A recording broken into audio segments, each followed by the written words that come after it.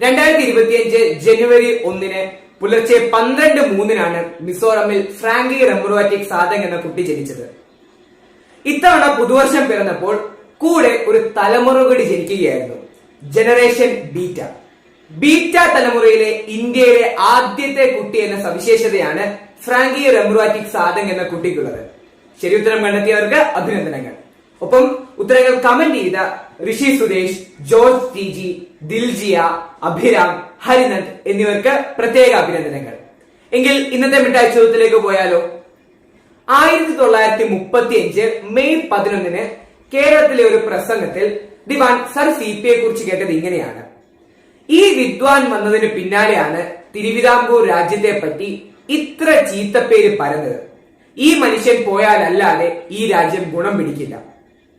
ഈ പ്രസംഗത്തിൽ തന്നെയാണ് പ്രായപൂർത്തി വോട്ടവകാശത്തെ കുറിച്ചൊക്കെ പരാമർശിക്കുന്നത്.